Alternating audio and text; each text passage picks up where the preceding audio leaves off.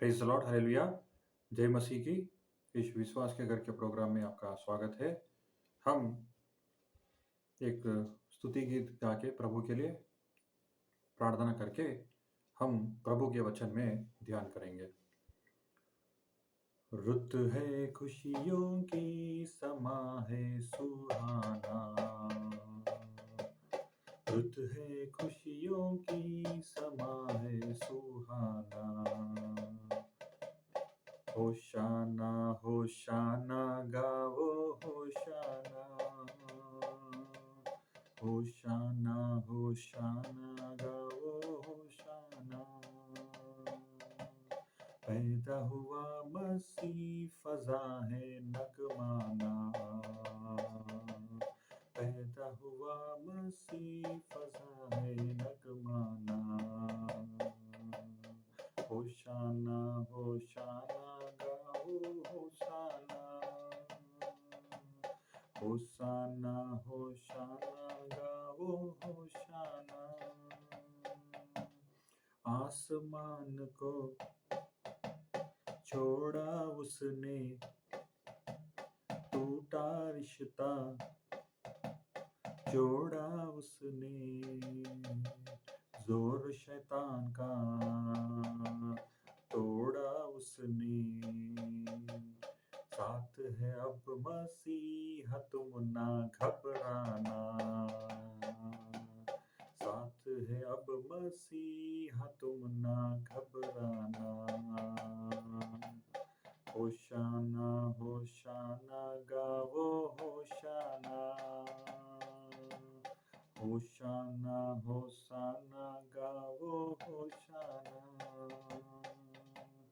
जिंदा खुदा का राज दुलारा, सुबह का तारा, नूर का दारा देने आया, जग का कफारा। उसके प्यार को हरगिज तुम ना ठुकराना।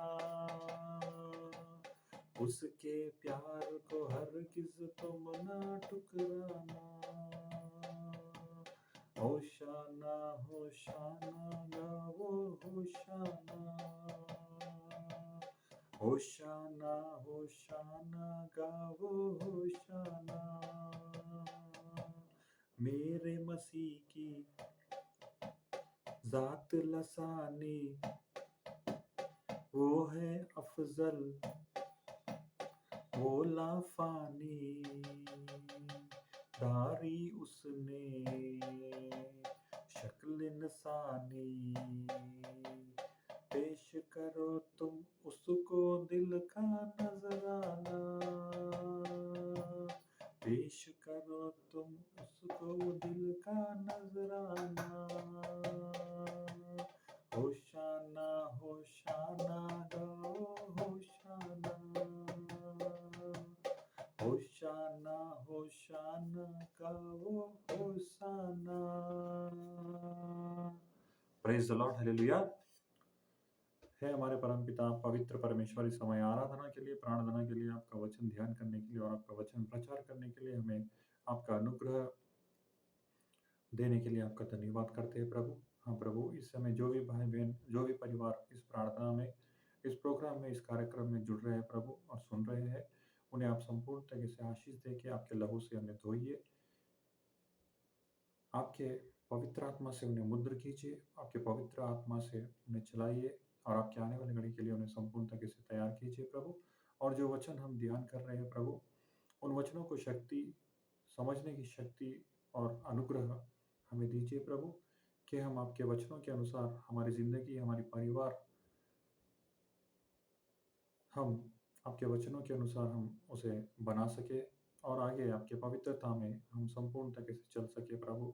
हाँ प्रभु, हम किधर गलत काम कर रहे हैं, किधर हम गलत रास्ते पे जा रहे हैं प्रभु, उस रास्ते से हम आपके रास्ते में आके हम सीधे मार्ग पे, पवित्र मार्ग पे, जिंदा खुदा के मार्ग पे चलने की कृपा, अनुग्रह हमें संपूर्ण तरीके से दीजिए प्रभु। हाँ प्रभु, इस दुनिया में कई लोग आते हैं भटकाने के लिए, जो शैतान के संबंधी है प्रभु। हाँ प्रभु, हम उन शैतान के संबंधियों को हमारे पैरों के नीचे कुचल कर उन्हें हमें दूर रखकर, हमारी ज़िंदगी से दूर रखकर आपके पवित्र आत्मा से आपके अनुग्रह में चलने की कृपा हमें संपूर्ण तरीके से दीजिए प्रभु। हाँ प्रभु, कि हम आपके राज्य के वारिस संपूर्ण तरीके से बन सके प्रभु। ये छोटी सी प्रार्थना हम यीशु मसीह के नाम से हम मांगते हैं। आमीन और आमीन। प्रेज द लॉर्ड, हालेलुया, जय मसीह की। मैं विश्वास करता हूँ कि आप लोग सब चंगे होंगे और प्रभु के मार्ग पे चल रहे होंगे। इसलिए प्रभु हम सबको प्रतिदिन उनका वचन सुनाने के लिए किसी न किसी भाई या किसी न किसी बहन को आपके घर तक उनका वचन पहुंचाते रहते हैं। उनके सेवकों के द्वारा उनका वचन आपको संपूर्ण तरीके से पहुंचाते रहते हैं और बात करते रहते हैं प्रभु। हमारे प्रभु उनके सेवकों के द्वारा, उनके स्वर्गदूत के द्वारा, उनके बाइबल के द्वारा, उनके वचनों के द्वारा और हमें उनके दर्शन से द्वारा, उनके अपन स्वप्न जब सोते हैं उस स्वप्न में भी आके प्रभु यीशु मसीह बात करने वाले होते हैं। हम उनके साथ अगर चलने को तैयार है तो वो हमें बहुत ही लंबे समय तक लंबे मार्ग पर बहुत ही ऊंचे स्थान में लेकर जाने को तैयार है। क्या आप तैयार है? हम अपने हृदय को पूछना चाहिए, क्योंकि ये ज़िंदगी प्रभु का दिया हुआ ज़िंदगी है। जिस दिन हम जान जाएंगे कि ये ज़िंदगी हमारा साधारण ज़िंदगी नहीं है, साधारण जीवन नहीं है, उस दिन हम प्रभु को सच्चे दिल से प्यार करना शुरू कर देंगे और सच्चे दिल से उनका काम करना शुरू कर देंगे। क्योंकि कई लोग हैं जो चर्चों को जाते हैं, कलीसियों को जाते हैं, बपतिस्मा भी ले लिया है, वचनों को भी पढ़ते हैं, पर प्रभु का काम करने के लिए आगे नहीं बढ़ते। मैं कुछ और बोलना चाहता था, पर प्रभु कुछ और आपसे बातें करना चाहते हैं। इसलिए हम प्रभु के काम के लिए आगे होने के लिए तैयार रहना चाहिए। प्रभु जब इस दुनिया में आए थे, इस धरती पर आए थे, मनुष्य रूप लेकर आए थे, यीशु मसीह, जब उन्होंने कई लोगों को बुलाया, उनके चेलों को बुलाया, मुझे तुम लोग आके मेरे पीछे हो लो, मुझे फॉलो करो, मेरे मार्ग पर तुम लोग चलो। कई लोग उनका व्यापार छोड़कर, उनके परिवार को छोड़कर, उनके नौकरियों को छोड़कर, उनके जोरू बच्चों को छोड़कर, कई लोग वो अपना जीवन प्रभु को समर्पित कर लिए, पर कई लोग उनको छोड़कर चले भी गए। प्रभु का वचन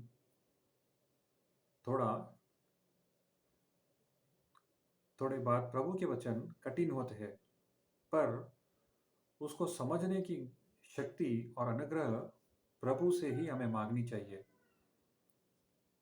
प्रभु से ही हमें प्रार्थना में मांगनी चाहिए, क्योंकि पवित्रता में चलना बहुत कठिन है इस संसार में।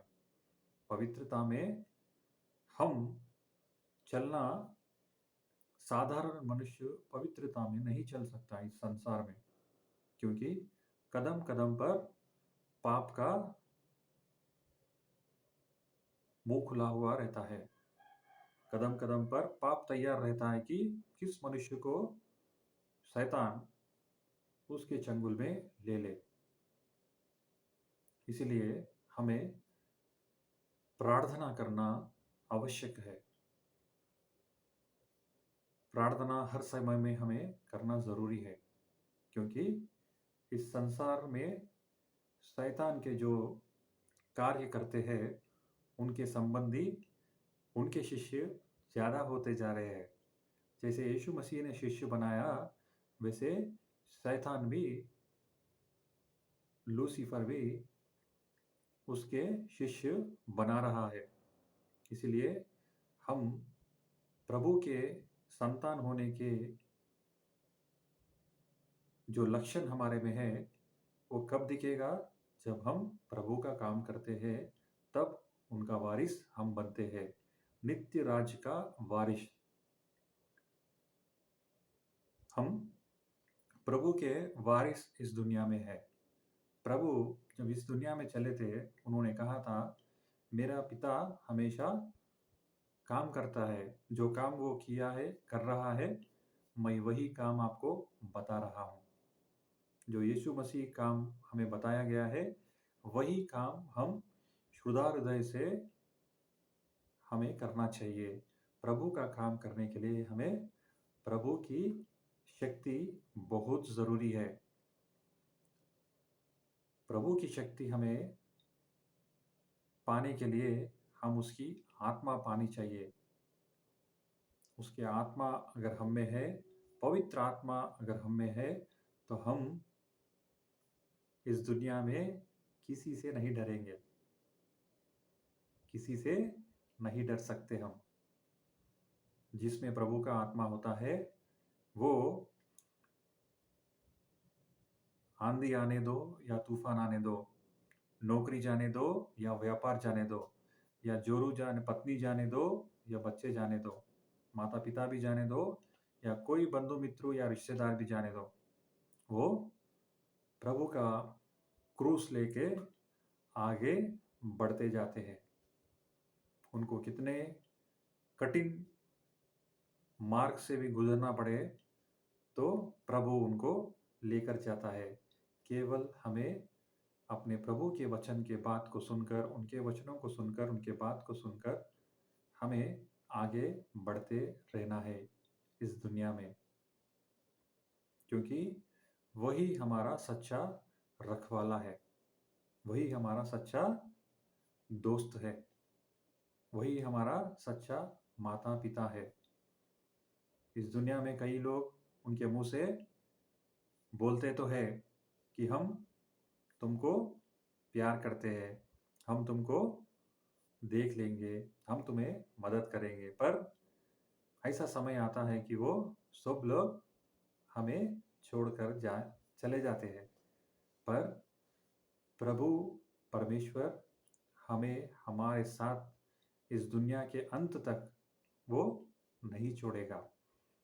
आज हमें निर्णय लेना ज़रूरी है कि हम किसको ज़्यादा प्रेम करते हैं, किसको ज़्यादा हम प्रेम करते हैं। प्रभु ने अच्छी बात कही है कि मुझसे ज़्यादा प्रेम करने वाला, मुझसे अगर ज़्यादा प्रेम वो किसी और को करता है, तो वो मेरे शिष्य के लायक नहीं है। ऐसे बातें थोड़ी कठिन होती है, पर प्रभु हमें अच्छे मार्ग पे लेके जाना चाहता है और ऊंचे मार्ग पर लेके जाना चाहता है। उस ऊंचे मार्ग पे जाने के लिए हमें थोड़ा प्रभु के साथ समझना और उनके साथ चलना है, तो हमें प्रार्थना में बलवंत होना जरूरी है। इसीलिए यीशु मसीह हर टाइम, हर समय वो पहले पिता से प्रार्थना करते थे, पहले बातें करते थे। इसलिए हमें भी हमारे पिता परमेश्वर से हर दिन, हर समय, अच्छे समय में, बुरे समय में, खुशी के समय में, कठिन के समय में, दुख के समय में भी हमें प्रभु से बातें करना नहीं छोड़ना चाहिए। चलिए हम वचन को ध्यान करते हैं। आज हम उत्पत्ति की पुस्तक 4 अध्याय से हम प्रभु का वचन क्या कहता है वो हम सीखेंगे। हम पिछले समय में हमने सीखा था किस तरह आदम और हव्वा, जो हर इंसान के, हर मनुष्य के पहले माता पिता है इस दुनिया में, उन्होंने किस तरह परमेश्वर का वचन त्याग कर शैतान के बातों को सुनकर उन्होंने किस तरह वो फल जो ना खाने के लिए प्रभु ने कहा था, वो फल खाकर किस तरह उनका जीवन कठिन होता चला गया। उनका जीवन प्रभु के सन्निधि में, प्रभु की जो उपस्थिति में थी, उस उपस्थिति थे, वो कैसे निकाले गए थे। जिस दिन हम लोग भी प्रभु का वचन को त्याग कर हम निर्लक्ष्य जीवन जीते हैं, तब हमारे जीवन में शांति समाधान नहीं होता है। हम गलत काम करने के लिए उत्सुक हो जाते हैं। इसलिए हमें प्रभु का वचन हर समय ध्यान करना ज़रूरी है। इस दुनिया में जयवंत जीवन जीना है, हम स्वर्ग को जाना है, तो हमें प्रभु का वचन हर समय ध्यान करना ज़रूरी है।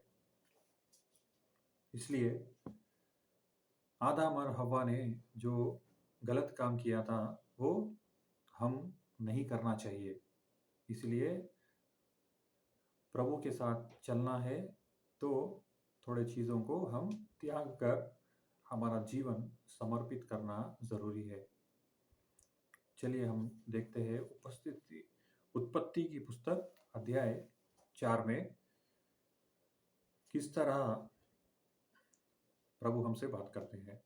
जब आदम अपनी पत्नी हव्वा के पास गया, तब उसने गर्भवती होकर कैन को जन्म दिया और कहा, मैंने यहोवा की सहायता से एक पुरुष को पाया है।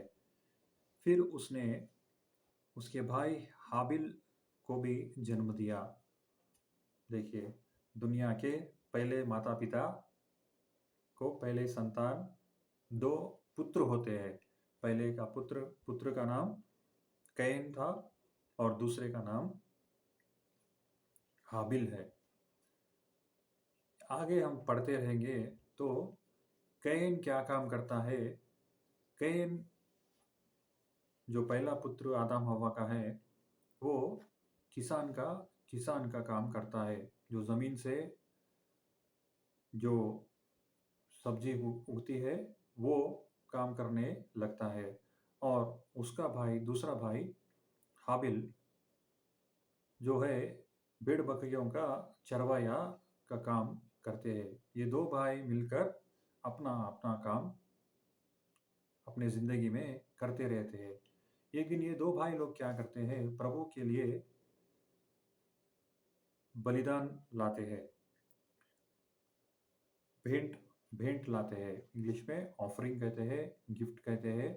हिंदी में भेंट या तोहफा। प्रभु के लिए 2 भाई लाते हैं। कैन लाता है ज़मीन में से उगा हुआ सब्जी को लाता है, और उसका दूसरा भाई, छोटा भाई हाबिल, जो बकरों में से अच्छा बकरा है, उनके बकरों के चर्बियों को भी लाता है। दोनों के भेंट को देखकर पिता परमेश्वर कैन का भेंट को मंजूर नहीं करते, पसंद नहीं करते।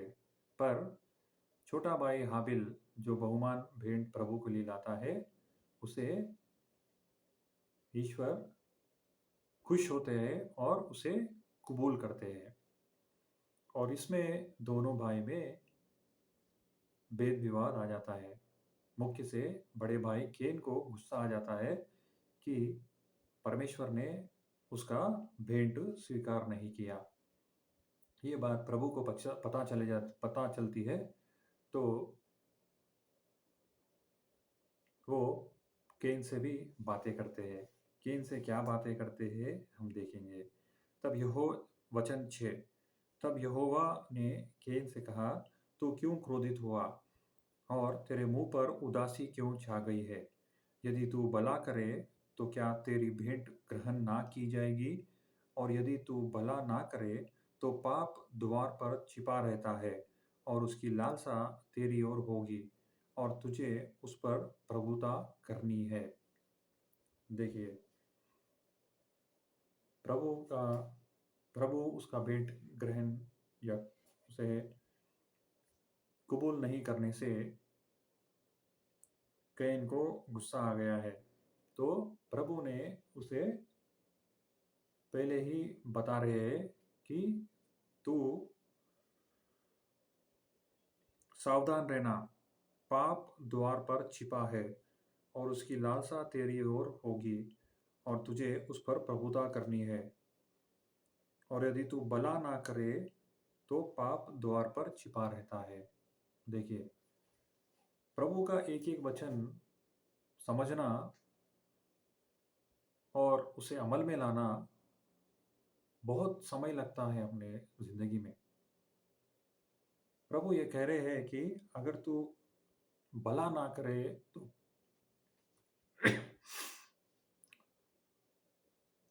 भला काम ना करेगा तो पाप द्वार पे खड़ा है।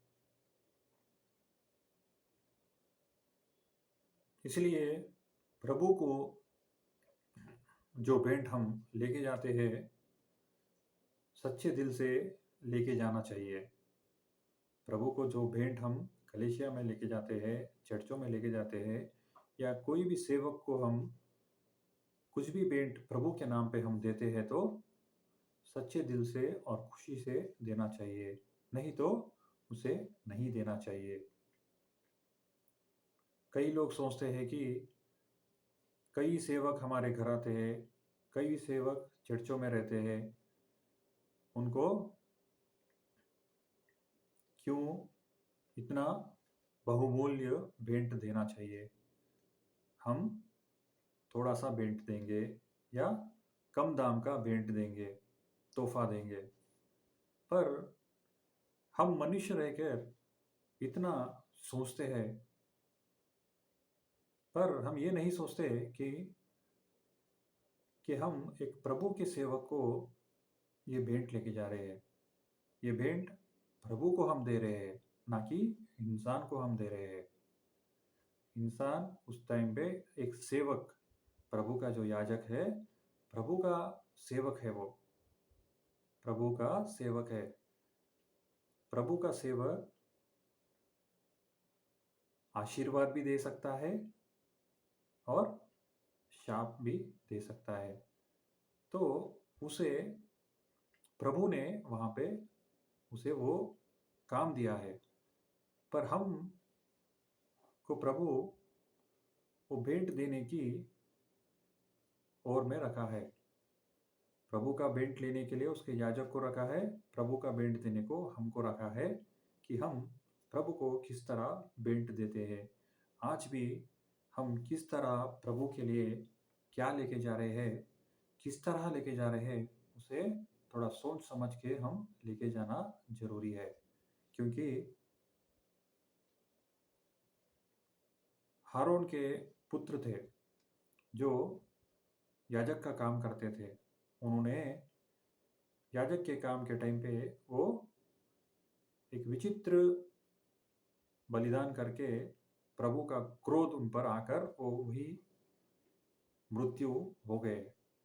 इसलिए आज हम प्रभु के सन्निधि में जाते हैं तो क्या भेंट हम उनसे लेके जाते हैं, क्या हम दिल में सोच के लेके जाते हैं, उसे जरा सोच समझकर हमें लेके जाना चाहिए। और नए वचन में ये कहा गया है कि प्रभु के भेंट लेने के टाइम पे, देने के टाइम पे जब तुम लोग आते हो, अगर तुम्हारे दिल में कुछ तुम्हारे भाई या बहन के उसमें कुछ क्रोध है या तुमने कुछ उसे माफ़ नहीं किया, तो उसे प्रभु कहता है पहले तुम्हारे भाई या बहन को तुम माफ़ी मांगकर शांति समाधान होकर फिर प्रभु के भेंट को समर्पित करना चाहिए।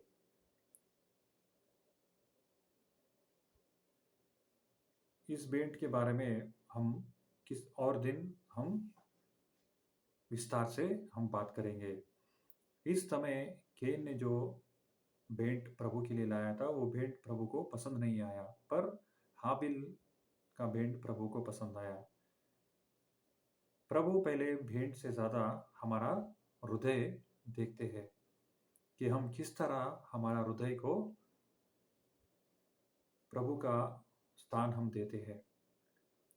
कई लोग, धनवान लोग प्रभु के लिए भेंट लाते हैं। कई लोग अपना खून पसीना बहाकर प्रभु को भेंट लाते हैं। कई लोग जो है किस्म-किस्म का तरह-तरह के भेंट प्रभु के लिए लाते हैं। प्रभु उस भेंट को बाद में देखता है, पर पहले हमारा हृदय को देखता है कि हम किस तरह प्रभु का भेंट ला रहे हैं।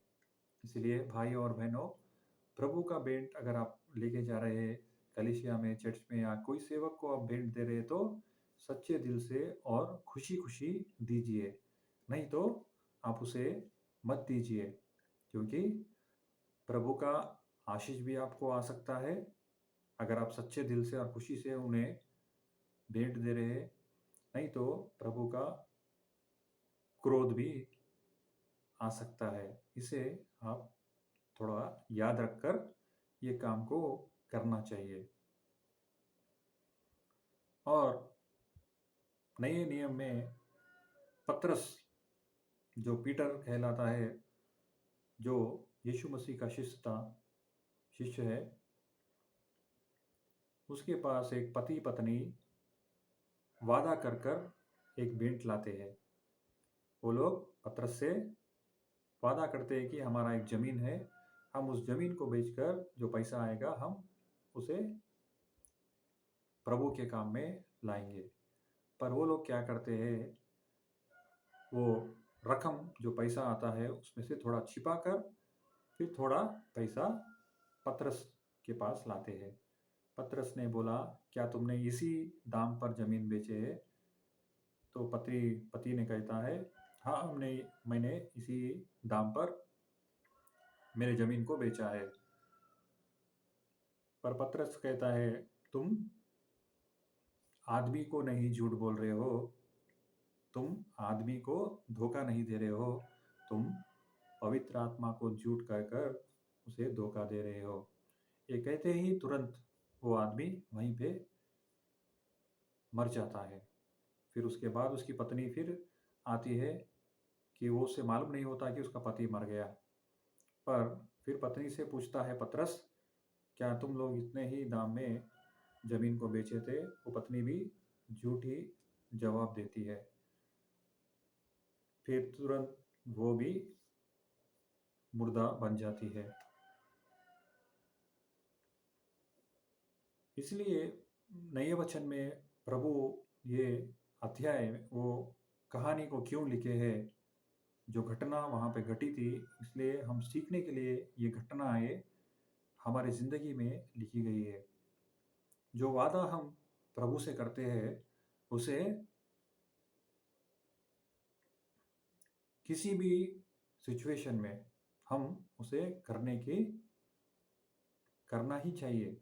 नहीं तो वो वादा नहीं करना अच्छा होगा। प्रभु से अगर हम कुछ वादा करते हैं, मुझे अगर नौकरी मिलती है या कुछ भी काम वो ज़िंदगी में हम प्रार्थना में मांगते हैं, उसे करना अवश्य है। नहीं तो हम आशीष के बदले शाप हमारे ज़िंदगी में ला लेते हैं। हन्ना नामक एक स्त्री भी थी, जो उसे बच्चा नहीं था, जो उसे संतान नहीं थी। तो वो मंदिर में जाके, प्रभु के मंदिर में जाके प्रभु से मन्नत मांगती है कि अगर मुझे संतान तुम दोगे परमेश्वर, मैं उसे तुम्हें ही तुम्हारी सेवा में समर्पित करूँगी। जैसे उसने प्रभु से वादा किया था, उसे सामुएल नामक उसे एक बालक प्रवक्ता उसी के गर्भ से आया है। तुरंत वो थोड़े ही दिनों में जाकर प्रभु के मंदिर में उसे समर्पण कर देती है। पर प्रभु ने उसके दिल को देखा, उसके काम को भी देखा। फिर से उसे और गर्भफल देते गए हैं प्रभु ने। इसीलिए बाइबल में जितने लोग प्रभु से वादा कर कर उस वादा को निभाए हैं, आशीष पाते गए हैं। और जिसने प्रभु के वादा कर कर उसे सच्चे रास्ते से नहीं काम करे हैं, वो मृत्यु होकर शाप उनके ऊपर और उनके परिवार के ऊपर प्रभु का क्रोध और शाप आ चुका है। इसलिए हम हमारे लिए, हमारे परिवार के लिए अगर आशीष चाहते हैं तो प्रभु की ओर से हम प्रभु को जो वादा किए हैं वो वादा किसी भी हाल में पूरा करने की कोशिश हमें करनी चाहिए। ये हमें प्रभु बताते हैं। इस बड़े भाई ने आगे क्या करता है केन, हम देखें तो केन को गुस्सा आकर वो अपने छोटे भाई को मार देता है। पहला मौत जो हुआ है इस धरती पर, भाई भाई को इधर मार चुका है। दुनिया में ये 4 लोग थे, जब माता पिता और 2 बेटे, 2 बेटों के बीच में झगड़ा होकर पहले बेटे को गुस्सा आकर उसने छोटे भाई को खत्म कर दिया। और खत्म होने के उसको मारने के बाद प्रभु आकर उस हत्यारे से बात करते हैं, केन तेरा छोटा भाई किधर है? वो कहता है मुझे नहीं मालूम, मैं क्या उसका चौकीदार हूँ क्या? बोलकर वो प्रभु से इस तरह बात करता है और प्रभु उसे दंड देते हैं। प्रभु उसे दंड देते हैं। आप आगे समय निकालकर बाइबल पढ़ेंगे तो आपको वो क्या दंड है बोलकर आपको मालूम होगा और किस तरह कठिनाइयों से वो गुजरा उसकी ज़िंदगी में, कईन की ज़िंदगी में हम देख सकते हैं। जो भाई का उसने हत्या की, उस भाई का खून प्रभु को चिल्लाकर पुकार रहा है कि मेरा भाई मुझे मार दिया। ये प्रभु स्वयं बात करते हैं कि मुझे तेरे भाई का खून पुकार रहा है चिल्ला चिल्ला कर, क्योंकि एक आदमी को मारना बहुत गलत काम है। जिसको हम प्राण नहीं दे सकते, उस प्राण को निकालने की अधिकार किसी मनुष्य को नहीं है। जो प्राण देता है वो प्राण लेने की शक्ति रखता है,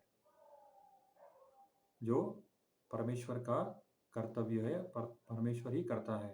पर एक मनुष्य को मारना, मृत्यु दंड देना, वो बहुत बड़ा पाप है।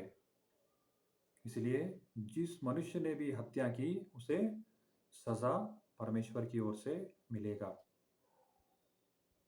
पर प्रभु का अनुग्रह इतना है, प्रभु का प्रेम इतना है दुनिया में इंसान के ऊपर कि अगर कोई भी कितना भी बड़ा पाप करे तो अगर वो पिता परमेश्वर से माफ़ी मांगता है, गिड़गिड़ाता है, रोता है, सच्चे दिल से उसे पुकारता है, तो परमेश्वर उसे माफ़ करता है। ये प्रभु का प्रेम है जो समझना बहुत ही कठिन है। इसलिए पहली बात तो हम पाप नहीं करना चाहिए, किसी को नहीं मारना चाहिए। अगर किसी को गलती से भी हम वो काम करते हैं तो प्रभु से माफ़ी मांगना पहला कर्तव्य है इंसान का। मनुष्य क्रोध में आकर कुछ भी करता है। आजकल हम सुनते हैं न्यूज़ चैनल में, टीवियों में, पति पत्नी को मार देता है, पत्नी पति को मारते हैं, बच्चों को मार देते हैं। ऐसे न्यूज़ हम हर दिन देखते रहते हैं। एक इंसान को इंसान मारना बहुत बहुत ही जुल्म है, क्योंकि किसी का प्राण लेना के अधिकार किसी इंसान को दिया नहीं गया है। इसलिए हम प्रभु के मार्ग पे चलना है तो प्रभु की बातों को सुनकर, समझकर अपना ज़िंदगी गुज़ारना ज़रूरी है। हम आगे देखेंगे प्रभु का वचन किस तरह प्रभु ने कैन को सज़ा दी। बाद में 25वें वचन को हम देखते हैं, अध्याय 4 और वचन 25। आदाम अपनी पत्नी के पास फिर गया और उसने एक पुत्र को जन्म दिया और उसका नाम यह कहा कि शेत रखा। परमेश्वर ने मेरे लिए हाबिल के बदले जिसको कैन ने घात किया, एक और वंश ठहरा दिया। देखिए, हाबिल के बदले उसे और एक पुत्र हव्वा को दिया गया। पर इससे पहले और भी लोग कैन के द्वारा जन्म हुआ है, उनका वंशावली भी यहाँ पे लिखा गया है। पर यहाँ पे एक अद्भुत घटना घटती है। वचन 26, शेत के भी एक पुत्र उत्पन्न हुआ और उसने उसका नाम एनोश रखा। उसके उसी समय से लोग यहोवा से प्रार्थना करने लगे।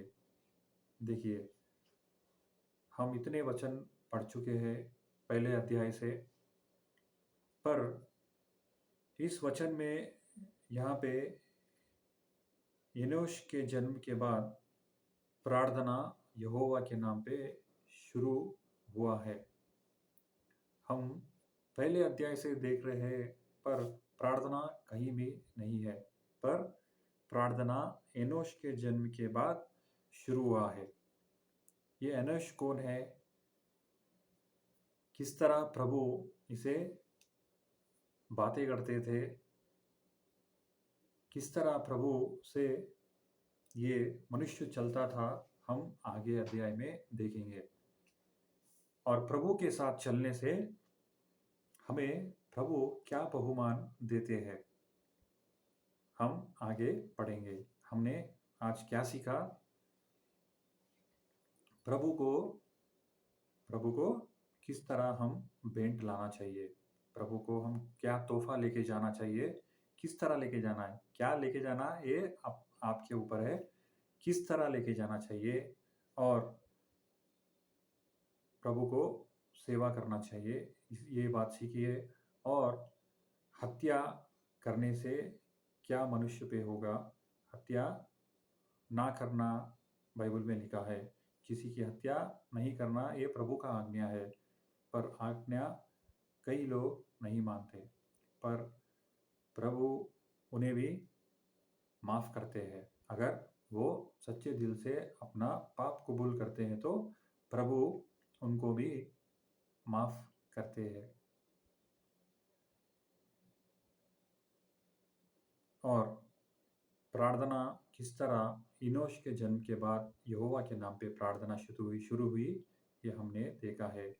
इनोश 7वें पीढ़ी में जन्मा हुआ पुत्र है। आदाम के वंशावली में 7वें पीढ़ी से वो जन्मा हुआ पुत्र है, जिसके द्वारा प्रभु के नाम में प्रार्थना शुरू हुआ था बाइबल में। तो हमने प्रभु के बारे में ये आज सीखा है और आगे भी हम सीखते रहेंगे। प्रभु का वचन, पवित्र बाइबल हम हमारे ज़िंदगी भर सीखते ही रहते हैं। ये 1 साल में या 6 महीने में सीखना ख़त्म नहीं होगा। ज़िंदगी भर हर दिन हम कुछ नया सीखते रहते हैं। मुख्य से प्रभु की बातें हम सुनते रहते हैं, समझना थोड़ा समय लगते रहता है। पवित्र बाइबल हम कितने ही बार पढ़ चुके होंगे, पर प्रभु का वचन हर दिन नया लगता है। प्रभु का वचन जितना हम खाते हैं और खाने को दिल बोलता है। प्रभु का वचन जितना हम पीना चाहते हैं और पीना चाहते हैं। इसीलिए हम प्रभु के साथ चलते हो तो बहुत अच्छा आनंद मिलता है। इसलिए भाई पौलुस ने कहा है, प्रभु में आनंदित रहो। फिर कहता हूँ, प्रभु में तुम आनंदित रहो। ये बहुत ही आनंद का बात है कि हम प्रभु के साथ चलना। ये साधारण लोग नहीं चल सकते। जो भी प्रभु की ओर से बुलाए गए हैं, वही प्रभु के साथ चल सकते हैं। और ये दावत, ये निमंत्रण सब लोगों को दिया गया है। यीशु मसीह का निमंत्रण सब लोगों को दिया गया है। सब लोग, कई लोग स्वीकार कर चुके हैं, कई लोग स्वीकार नहीं कर चुके। पर जो स्वीकार कर चुके हैं, उनमें भी कई लोग हैं जो आनंदित नहीं रहते, शांति से नहीं रहते, प्रेम से नहीं रहते। यीशु मसीह आए हैं, हमें उनका शांति देने आए हैं, उनका अनुग्रह देने आए हैं, उनका प्रेम हमारे दिल में रखने के लिए आए हैं। पर कई लोग मसीह में चलते हुए भी, यीशु मसीह में चलते हुए भी, वो आनंद उनकी ज़िंदगी में नहीं रहता है। क्यों नहीं है? क्योंकि वो प्रभु को सच्चे दिल से प्रेम नहीं करते, सच्चे दिल से समझना नहीं चाहते। आज भी प्रभु हमें एक अवकाश दे रहे हैं, एक समय दे रहे हैं कि मेरे बच्चे मेरे पास आओ, मेरे लोग मेरे पास आओ, मैं तुम्हें शांति दूंगा। परमेश्वर कहता है, मैं तुम्हारा दिल के दरवाजे को खटखटा रहा हूँ, तुम अगर उस दरवाजे को खोलोगे तो मैं आऊँगा। प्रभु किसी से जबरदस्ती नहीं करते। प्रभु किसी से जबरदस्ती करके उसके ज़िंदगी में आकर उसे रोकते नहीं है। पर समय आएगा, वो किस तरह रोकना है वो रोकेंगे। पर इंसान को एक समय दिया गया है कि सुधरने का, इंसान को सुधरने का समय दिया गया है। उस समय में हम सुधर गए तो हमारा जिंदगी अच्छा होगा और हमारा परिवार का जिंदगी भी अच्छा होगा। इसीलिए हम आज प्रभु का वचन सुन रहे हैं कि हम हमारा जिंदगी को संवार सके, हमारी जिंदगी को पवित्र बना सके। इसीलिए यीशु मसीह अपना स्वर्ग में का सिंहासन छोड़कर इस दुनिया में धरती पर आकर आपके लिए और मेरे लिए, सारे संसार के लिए उन्होंने अपना प्राण को त्याग दिया। कलवरी के पहाड़ पर उन्होंने अपना बलिदान दिया, उस क्रूस पर अपना बलिदान दिया, आपके लिए और मेरे लिए, सारे संसार के लिए अपना पवित्र लहू बहा दिया। और हमारे लिए उसने मौत का दरवाजे में भी जा चुके हैं। फिर तीसरे दिन उन्होंने उस मौत के मुंह से उठकर पुनरुत्थान होकर कई लोगों को उन्होंने प्रकट हुआ और कहा, मैं पिता के पास जाता हूँ और तुम्हारे लिए मैं मेरा पवित्र आत्मा भेजूंगा, जो इस दुनिया में आपको सच्चे मार्ग पे चलाएगा, पवित्र मार्ग पे चलाएगा, ईश्वर के मार्ग पे चलाएगा। इसलिए हम अगर आज भी पवित्र आत्मा में नहीं चल रहे हैं तो आज हमें एक अवकाश प्रभु दे रहे हैं कि हम उसे पुकारे और हमारी गलतियों को कबूल कर ले कि हाँ, मैंने ये गलती की है, मुझे प्रभु माफ़ करो। प्रभु जी, मुझे माफ़ करो, आपके लहू से मुझे धो, मुझे पवित्र बनाओ, एक नया इंसान बनाओ, आपका वारिस बनाओ, मुझे आपके पुत्र और पुत्री की तरह मुझे कबूल करो। हमारा प्रभु हमें सीधा करने के लिए ही आया है। हम अगर गलती करते हैं, हम उसे हमारे दिल से पुकारते हैं तो वो तैयार बैठा है, हमारे से ही देरी होती है। प्रभु आकर 2000 साल भी हो चुके हैं इस धरती पर हम इतने साल हो गए, हम बड़े भी हो गए, बूढ़े भी हो गए, फिर भी हम हमारी गलती को मारने के लिए तैयार नहीं है। कई लोग अपना दिल को कठोर बनाकर इस दुनिया में जी रहे हैं। वैसे लोगों से ही प्रभु बातें कर रहा है। आज भी प्रभु समय तुमको देता है। आज भी तुम सुधर जाओ और प्रभु के स्वर्गलोक को जा सकते हो। आज अगर तुम अपना दिल कठोर रखोगे तो तुम्हारे लिए अंधेर का राज्य तैयार बना है, जहाँ पे आग ठंडा नहीं होता और कीड़े नहीं मरते वहाँ पर। इसलिए प्रभु का वचन में स्पष्ट लिखा है, यहाँ ये दुनिया हमारे लिए परमानेंट नहीं है, शाश्वतम नहीं है। मतलब यहाँ पे ही हम नहीं रहेंगे, हमें प्रभु के दरबार पे जाना ही होगा, प्रभु के राज्य में जाना ही होगा, अगर हम इस दुनिया में पवित्रता में जिएंगे तो। इसलिए आज भी प्रभु आपको समय देता है कि यीशु मसीह को आप कबूल कर लीजिए सच्चे दिल से, शुद्ध हृदय से। उसे पुकारिए, वो आपसे बातें करेगा। आप अगर आपके पिता को पुकारेंगे तो वो बात नहीं करेंगे। आप अपने माता को पुकारेंगे तो वो बात नहीं करेंगे। पर हमारा पिता परमेश्वर जिंदा परमेश्वर है, जो हमसे बहुत प्यार करता है।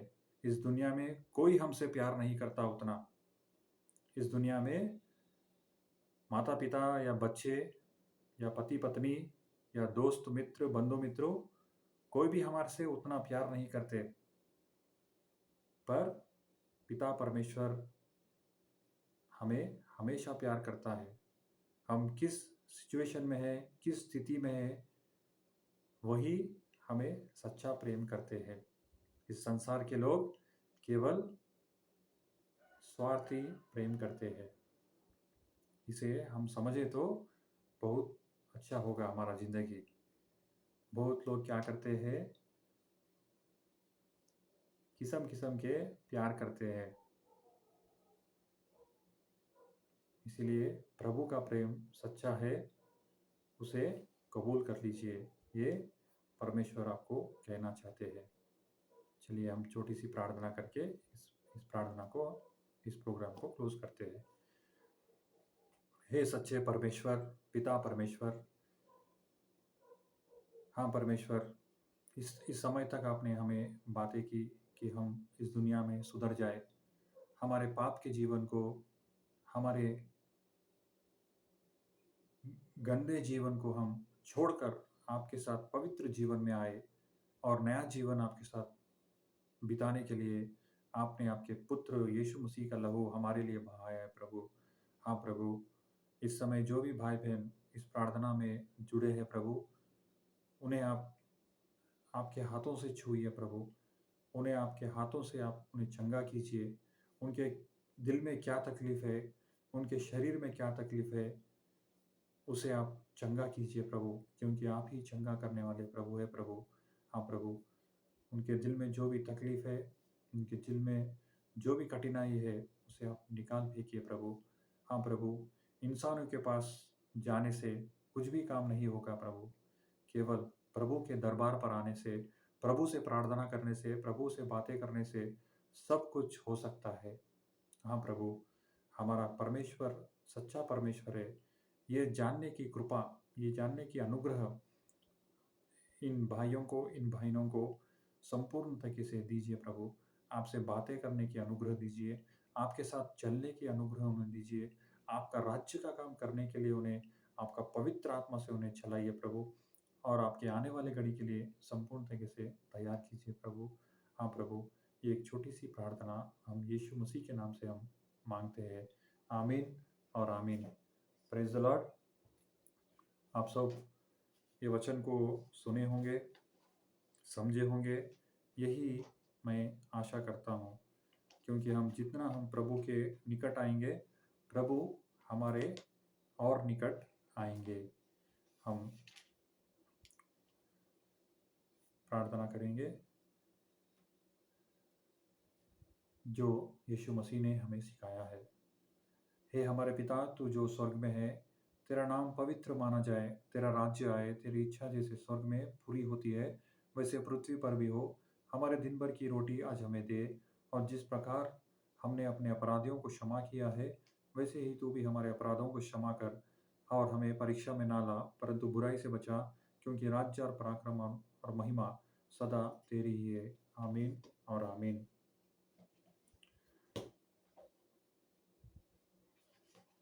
हमारे पिता परमेश्वर और प्रभु यीशु मसीह की ओर से हमें अनुग्रह और शांति समृद्धि से मिलती रहे। आमीन। आज के दिन से मैं तुमको आशीष देता रहूंगा। हग्गाई चैप्टर 2 और 19। आमीन और आमीन। शांति समाधान से प्रभु के वचनों के अनुसार आपका जिंदगी प्रेम से अपना जिंदगी बिताइए, क्योंकि ये जिंदगी परमेश्वर का एक बहुमान है। इसे उनके तरीके से जिए, पर परम पिता परमेश्वर के अनुसार हमारा जिंदगी जीना चाहिए। शांति समाधान से रहिए, प्रभु से आशीष पाते रहिए। आमीन।